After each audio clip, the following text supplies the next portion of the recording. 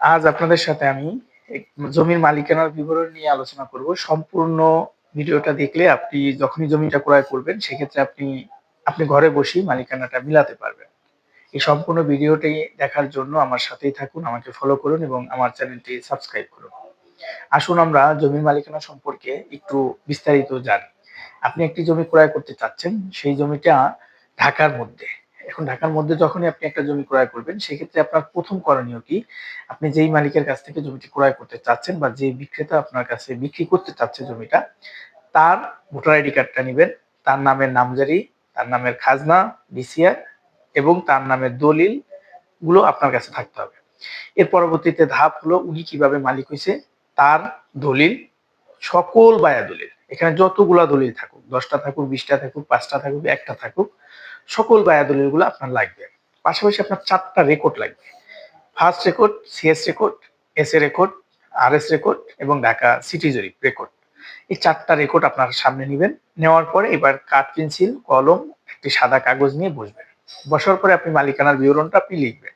Last থেকে আমরা যদি শুরু করি, ধরে নেন আপনি মিস্টার রহিমের কাছ থেকে জমিটা ক্রয় করতে চাচ্ছেন, তাহলে রহিমের নামে কি থাকতে হবে? রহিমের নামে ভোটার আইডি কার্ডটা থাকবে, পাশাপাশি রহিমের এনআইডিটা থাকবে। এনআইডিটা থাকার পরে খাজনা ওনার নাম আসবে, ডিসিআর এ ওনার নাম আসবে, নামজারিতে ওনার নাম আসবে, পাশাপাশি ওনার দলিলে ওনার নাম থাকবে।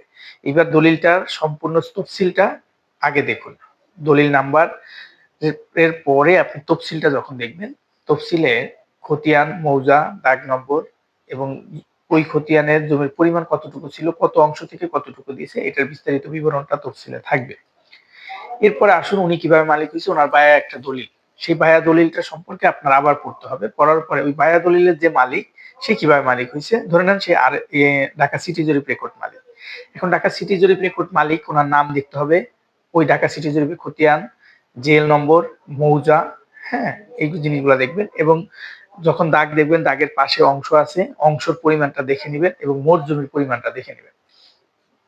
যে ঢাকা সিটি জরিপের মালিক হয়েছে সে আরএস থেকে তার কাছে কিভাবে আসছে, হয়তো তার অরিশে আসতে পারে বা দলিলে আসতে পারে। যদি দলিলে আসে তাহলে দলিলে আসলে আরএস রেকর্ডের যে মালিক ছিল তার মাধ্যমে তো দলিলে মালিক হয়েছে উনি।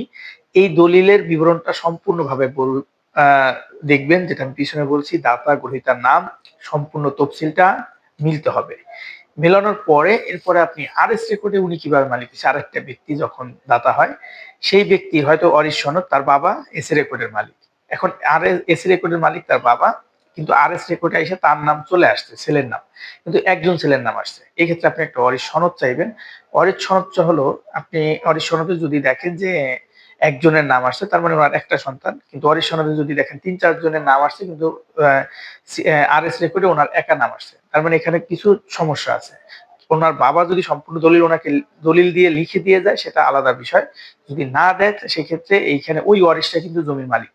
এটা আপনি দেখবেন, এটা নোট রাখবেন। পাশাপাশি আর এস এ ওনার বাবা যে মালিক হয়েছে, এস এ তে মালিক ছিল, মালিক হওয়ার পরে সিএস থেকে ওনার বাবার কাছে কিভাবে আসছে, হয়তো একটা দলিল মূলে আসছে। যদি দলিল পান, দলিলগুলো দেখতে হবে। দলিল না পাইলে কিন্তু আপনার জমিনে মালিকানার বিবরণে সমস্যা আছে। এখন আপনি আসেন, যদি দলিলটা সঠিক থাকে, সিএস থেকে এস এর দলিলও মিল আছে, আপনি এইবার সিএস রেকর্ডের মালিক যে, সে বিক্রি করছে রেকর্ড অনুযায়ী, ঠিক আছে, পারফেক্ট। এখন আপনি সম্পূর্ণ রেকর্ড, 4টা খতিয়ানের রেকর্ডটা সামনে রেখে আপনি অংশ মিলাবেন, কার কত অংশ। এই অংশগুলা মিলানোর পরে আপনি যখনই দেখবেন যে সম্পূর্ণ অংশ সিএস থেকে এস এ তে আসছে, তার মালিকানা ঠিক আছে, এস এ থেকে আর এস এ আসছে, তার মালিকানা ঠিক আছে, হয়তো দলিল মাঝখানে অথবা অরিশ সনদ মাঝখানে, যেটাই থাকুক আপনি মিলাবেন বসে বসে। যদি কোথাও গ্যাপ পান আমাকে কমেন্ট করবেন, আমি আপনাকে ওই বিষয়টার উপরে আপনাকে আমি বিস্তারিত জানিয়ে দিব, ফোনে জানিয়ে দিব অথবা আপনাকে মেসেজ করে দিব, অথবা আপনার কমেন্ট অনুযায়ী আমি আবার সুন্দর একটা বড় ভিডিও তৈরি করব। আপনার যেখানে গ্যাপ আছে আপনি প্র্যাকটিস নিজে করেন। আমি চাই সারা বাংলাদেশে আপনি নিজে নিজের কাগজগুলো শিখেন, জমির কাগজগুলো শিখেন, আপনি যাচাই করেন এবং আমার সাপোর্ট লাগলে আমি আপনাকে করব। আমার চ্যানেলটি সাবস্ক্রাইব করে রাখেন এবং সবসময় পাবেন। আসুন আমরা সিএস থেকে এস এ মিল আছে, এস এ থেকে আর এস মিল আছে, আর এস থেকে ঢাকা সিটি মিল আছে, সিটি থেকে নামজারি পর্যন্ত সকল কিছু মিল আছে। মিল থাকার পরে এই জমিগুলা আপনি আবার যাচাই করবেন।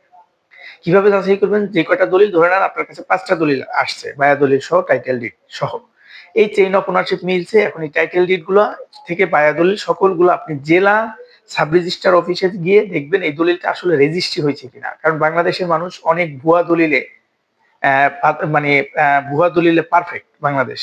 এই কারণে আপনার কি করতে হবে? যাচাই করতে হবে। দলিল নাম্বার দিয়ে, মৌজা দিয়ে, খতিয়ান নম্বর দিয়ে কখনোই দলিল যাচাইয়ের ক্ষেত্রে সকল দলিলটা দিয়ে দিবেন না।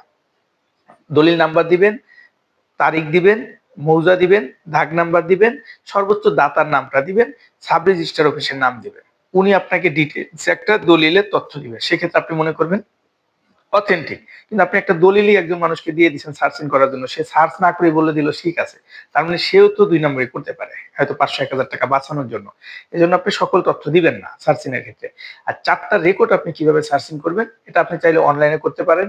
অনলাইনে বিস্তারিত দেওয়া থাকবে আমার ভিডিও পিছনে অনেকগুলা ভিডিও আছে সেখানে আপনি পাবেন কিভাবে আপনি অনলাইনে যাচাই করবেন। একটু স্ক্রল করে দেখলেই আপনি ওটা পাবেন। পাশাপাশি আপনি যদি নিজে যান, আপনি জেলা রেকর্ড রুমে যাবেন। রেকর্ড রুমে গিয়ে আপনি এই ৪ টা দলিলের শুধুমাত্র খতিয়ান নাম্বারগুলা দিবেন। আপনাকে সম্পূর্ণ তথ্যটা ওরা দিয়ে দিবে। হয়তো ৳৫০, ৳১০০ ওরা নিতে পারে। এই ক্ষেত্রে দেখেন আপনি যদি আপনার জমিটা সম্পূর্ণ মালিকানার বিবরণটা মিলিয়ে কিনতে পারেন, আপনি কখনোই জমি সম্পর্কে বিপদে পড়বেন না। আপনার রাতের ঘুমটা খুব সুন্দর হবে। আর যদি জমি নিয়ে সমস্যা হয়, সেক্ষেত্রে কিন্তু আপনার রাতের ঘুমটাও ভালো থাকবে না এবং আপনি সম্পূর্ণভাবে প্রেশানিতে থাকবেন। এজন্য জমি ক্রয়ের আগে সকল কাগজপত্র নিয়ে বসুন। যদি আপনি এখনো মিলাতে সমস্যা হয়, আপনি আমাকে কমেন্ট করুন। আমি আপনার বিষয়টা নিয়ে বিস্তারিত আরো বড় ভিডিও আমি আপনার জন্য করব এবং কোন, কোন বিষয়ের উপর ভিডিও দরকার আপনি আমাকে কমেন্টে জানাতে পারেন। আমি সেই বিষয় নিয়ে আলোচনা করব। পাশাপাশি প্রতি শুক্রবার আপনি এমন একটি সুন্দর, সুন্দর ভিডিও, বড় ভিডিও পাবেন, যেই ভিডিওতে আপনি স্কিল ডেভেলপ হবে। কারণ জমি সম্পর্কে সবারই স্কিল থাকা দরকার আছে এবং পাশাপাশি বিনিয়োগ সম্পর্কে আপনি স্কিল পাবেন। কোন, কোন হাউজিং এ আপনি জমি ক্রয় করবেন সেই সম্পর্কে তথ্য পাবেন। অনেক ভিডিও পাবেন আমার এই চ্যানেলটিতে। তাই আপনি সাবস্ক্রাইব করে রাখুন এবং আমাকে ফলো দিয়ে রাখুন। ধন্যবাদ।